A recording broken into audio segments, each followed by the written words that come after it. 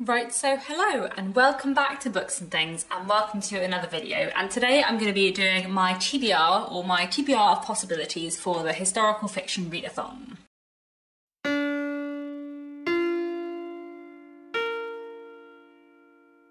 So if you don't know, I'm running a historical fiction readathon this May, which is all about reading historical fiction. I will link down below my announcement videos with all the challenges and some recommendations, but today I just wanted to talk about some of the things that I might read during the month of May for this readathon. I really don't know what I'm actually going to read. This is a very big TBR of like 20 books, of which I'm definitely not going to read all of them. I might read half of them, we'll see. And there might be some other things that I end up picking up as well. I want to be fairly vague with my TBR and just give myself a lot of options, partly because this is supposed to be a more sort of low-key readathon than like Jane Austen, July and October, and I want to, you know, just leave myself open to read whatever. Also because I do own and read a lot of historical fiction, so there's lots of different things I could pick up. And also because there are a few things that might change and affect my reading. So for example, I have been reading along with some of the books on the long list for the Walter Scott Prize for historical fiction. I'll link some videos down below about that, but their shortlist is about to be announced when I'm filming this video. I think it will have been announced by the time I have put this video up,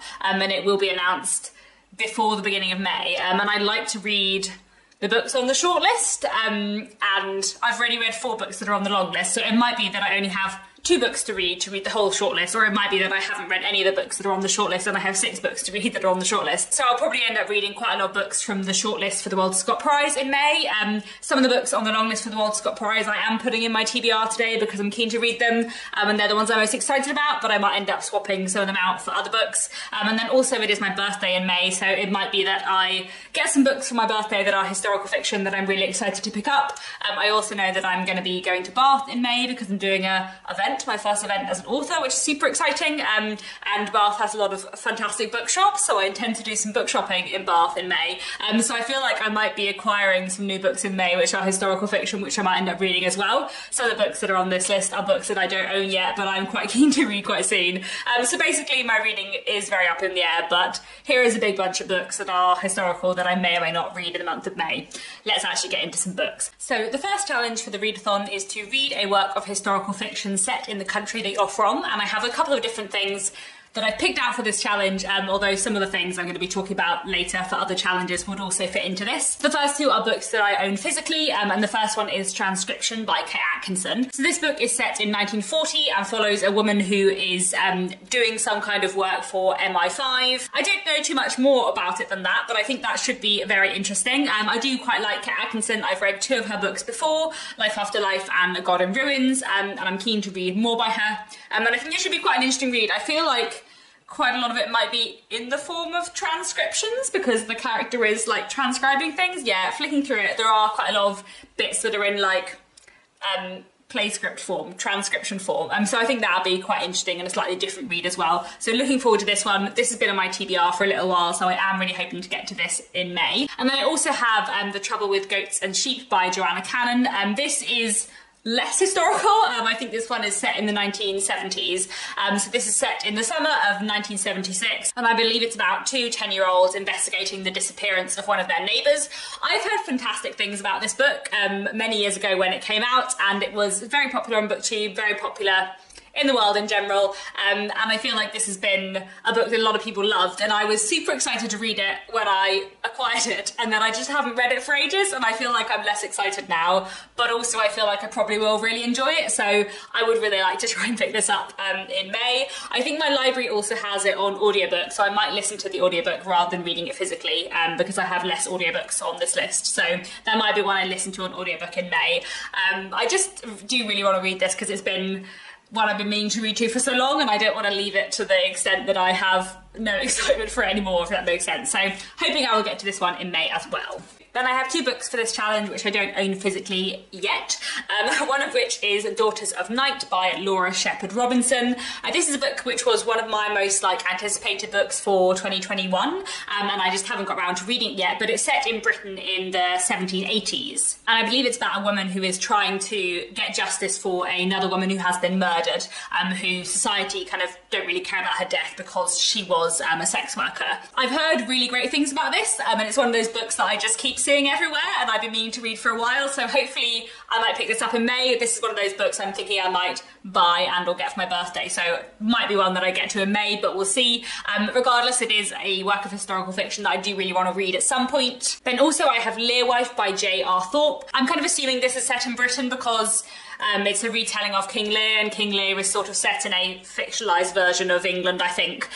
So yeah, I don't know too much about this book, except that it's a retelling of King Lear about King Lear's wife, the mother of his 3 daughters. And it sounds kind of interesting, so I'm intrigued by Learwife. It's one that I'm not sure whether I'll pick up in May. It might depend whether it's on the shortlist for the Walter Scott Prize. I think it is a work of historical fiction that I'm intrigued to read at some point, so yeah. I'm putting it on this list, and maybe I'll get to it or not. We will see. The next challenge for the readathon is to read a work of historical fiction set in a country that is not the country they got from, and I have, again, a couple of things for this, some of which I own physically, some of which I don't.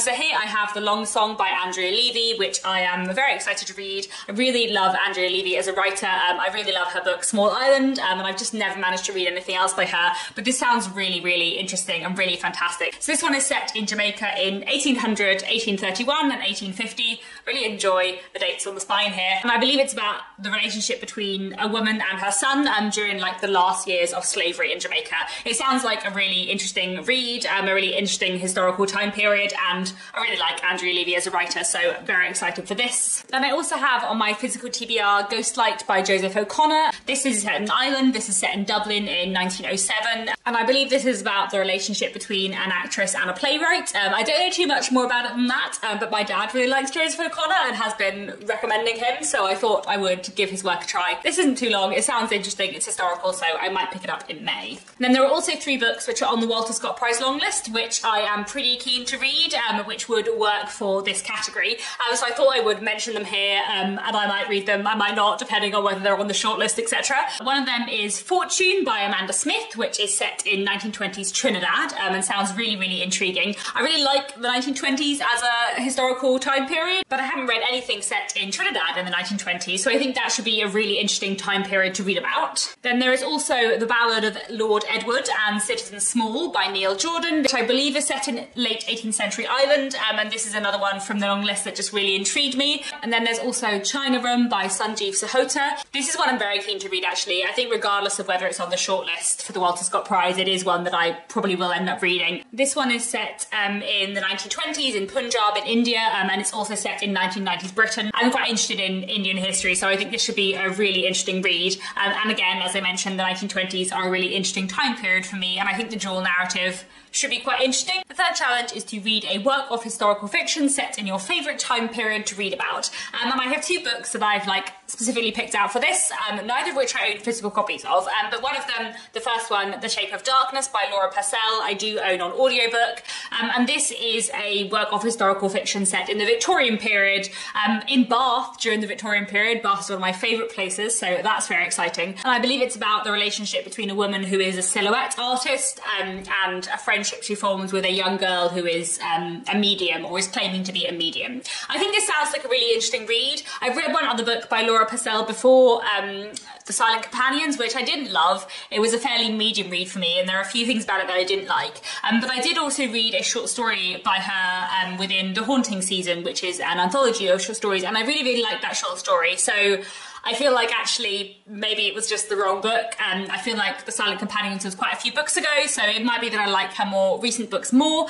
So I thought I would give The Shape of Darkness a go. I've got it on audiobook, and it's set in the Victorian period, which I always love. And then the other book I have on my list for this challenge is Circus of Wonders by Elizabeth Mcneil. Not one that I own yet, but one I am hoping to own soon. I really love Elizabeth Mcneil. I read her book The Doll Factory last year, and it was one of my favourite books of the year. I absolutely loved it. I thought it was fantastic, so pacey, looked at Victorian society in a wonderful way that I've really, really enjoyed. So I'm really excited for Circus of Wonders, which is also set in the Victorian period and is set all around a circus. I don't know too much more about it, but I've heard great things so far from people who've read it, and I just really, really enjoyed her first book, so I'm really, really excited for Circus of Wonders. The next challenge is to read a work of historical fiction set in a time period you're less familiar with. And so I have 2 books here, both of which are set in the 17th century, which is not a time time period that I have read masses from. In general, I am someone who reads a lot of historical fiction set in the 19th and 20th centuries, and not too far before then. Both of these books I've had on my physical TBR for a couple of months, and I think both of them I got for Christmas, so hopefully I will try and read them in May. We'll see how I go with everything else on my list, and both of these sound really intriguing. So first here I have The Seal Woman's Gift by Sally Magnuson. This is set off the coast of Ireland in 1627, and I think it's inspired by a real historical event where pirates like raided the coast and abducted 400 people, and I think this book is about like one family within that group. It sounds like a really interesting premise, so hopefully one I will get to in the month of May. Then I also have here The Manningtree Witches by A.K. Blademore, which is a book that I just saw everywhere around Christmas for some reason, or maybe around Halloween and Christmas, maybe that would be more accurate. But this is set in England in 1643 during the Civil War, which I think will be really, really historically interesting, and I gather it is about witch trials, so I think it should be a really interesting read. I've just heard fantastic things about this one, and I think it'll be a really interesting historical time period to delve into, so I'm looking forward to hopefully getting to this one in May. The next challenge is to read a work of historical fiction with some kind of speculative element. So I don't actually know if any of the books I've mentioned so far have some kind of speculative element. I don't know whether the Manningtree Witches might have some actual witchcraft as well as some history of witch trials in it, I'm not sure. But the next two books I have to mention I think will have some speculative element in it, but I don't know. I mean, I'm pretty sure that Cersei by Madeline Miller is going to have a bit of magic in. It sounds from the blurb like there's going to be some witchcraft in here, so I think I'm safe putting this one for this challenge. So Cersei by Madeline Miller is a Greek myth retelling. I don't really know anything about the myth that it's retelling, but I've heard very good things about Madeline Miller and very good things about both Cersei and Song of Achilles, and this has been on my TBR for a while, so I thought I would try and pick it up in May. It's also, I assume, set in ancient Greece, which is not a time period that I know very much about, so that'll also be an interesting element of this, and I'm just hoping this will be a good read. I'm hoping that it will live up to the hype, and that Madeline Miller's writing will live up to the hype. So I'm looking forward to this one. Don't know too much about it, but I will go in and see what it's like. And then also, I put for this challenge, because I'm assuming it has a speculative element, because the books usually do. This is The Half-Life of Valerie Kay by Natasha Pulley. It's coming out in June, and I have a proof copy here, and I do want to read it before it's published, so I feel like May is the perfect month. Me and Marissa from Blatantly Bookish are probably going to buddy read this. I think she has an e-arc as well, and I'm just so excited for this, because Natasha Pulley is one of my absolute favourite authors, and I'm sure this will be fantastic. This one is set in a Siberian gulag in 1963, and it's about a man who is a former nuclear specialist, and things go on from there. I don't know too much about it, but I know it's by Natasha Pulley, so I know that I will love it, and I'm assuming that it will have some kind of speculative element, because her books usually do. It's probably my biggest priority to read in May, because yeah, I love Natasha Pulley a lot, and I'm very, very excited for this one. The next challenge is to read a work of historical fiction about a real historical person or about a specific historical event. And for this I have two books on my physical TBR. This is Little by Edward Carey. This has been on my physical TBR for ages. I think it might be the book that's been on my physical TBR for the longest, maybe the second longest. This was longlisted for the Walter Scott Prize several years ago now, and I got a copy of it at the time, and I just never got around to reading it. But this, I believe, is about the person who became Madame Tussauds and who started Madame Tussauds. So I think that'll be really, really interesting. It's set in 18th century France, and it just sounds like a really interesting read. It sounds like it's going to explore the French Revolution and lots of interesting moments in French history, so I think this should be a really interesting read, and yeah, one I've been meaning to read for a while, so hopefully I'll finally get to it this May. And then I also thought I would put on this list The Pull of the Stars by Emma Donohue. This is a work of historical fiction set during the flu epidemic of 1918. I don't know whether or not I will end up reading this in May. I feel like it's one of those books that was hugely popular during the pandemic because it is about an epidemic, but I don't know if I necessarily feel like emotionally I want to read a book about an epidemic. I don't know. But also I do love Emma Donohue hugely, and I love her historical fiction so much. So I also kind of do want to read it because I just think she's a fantastic writer. So I may or may not read this in May, we'll see.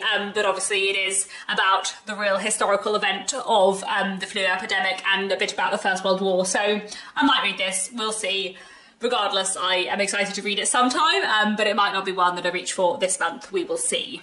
Then finally, the last challenge is to read a work of classic historical fictions. So a work of historical fiction written in the past and set even further back in the past. None of these I own physically, but two I have on Kindle, and one I think I should be able to get out from the library. And the first one I have is Waverly by Sir Walter Scott. I've never read any books by Walter Scott, but he's obviously a very famous writer and is considered, you know, in a way I think like the father of historical fiction.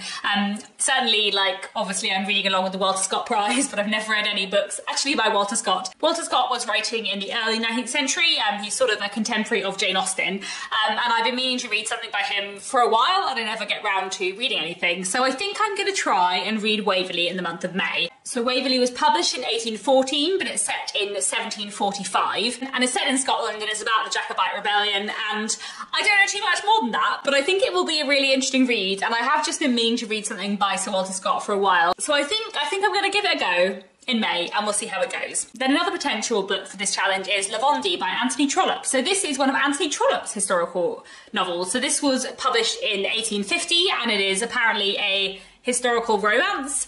That's what it was described as at the time, and I kind of don't know anything more about it than that, and it's quite hard to find anything about it online, but I love Anthony Trollope and I am trying to read all his novels, so you know, it seems like this is a good one to read in the month of May. To be honest, I feel like I don't really need to know anything about an Anthony Trollope book before I start reading it, except that it's by Anthony Trollope. He's one of my favourite authors. We'll see whether or not I manage to get to this in May, but I would really like to read it at some point this year regardless. Then finally, on my TBR of possibilities, I have Picnic at Hanging Rock by Joan Lindsay. This is an Australian classic from 1967, but it's set in 1900. And I believe it's about a group of schoolgirls who go missing on a picnic one day, and kind of the impact that has on their boarding school and beyond. I'm trying to read a few Australian classics this year, and this is one of the Australian classics that I keep getting recommended to me, and it is a work of historical fiction. So I thought I would put it on my list for May, and hopefully it is one that I'll get to. I also haven't mentioned the bonus challenge for the historical fiction readathon, which is to read a work of historical fiction over 500 pages. So both Waverly by Walter Scott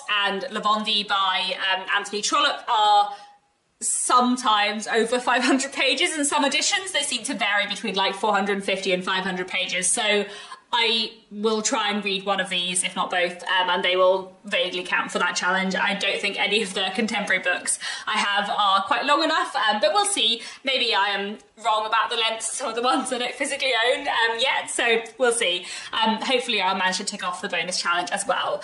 And that's it. That is my big TBR of possibilities for the month of May. 20 works of historical fiction, which I might read. In May, I will probably read 10 to 15 of them, depending on how much reading I manage to get done in the month. But I am excited to get to all of these at some point, and I thought I would just make a big TBR with lots of options so that I can, you know, pick and choose throughout the month of May. I'm really excited to have a whole month of reading historical fiction. I'm a huge fan of historical fiction. I just love reading stuff about the past, so I'm really, really excited for this readathon, and I hope some of you are too. Do let me know down in the comments if you're going to be joining in with the readathon. If you've got a TBR up on your channel or some other form of social media, do let me know. Do post about the readathon anywhere online if you'd like to, with the hashtag historical fiction readathon. And yeah, let's just have a fun month of reading historical fiction in May. That's all for now. Thank you so much for watching, and I'll be back very soon with another bookish video.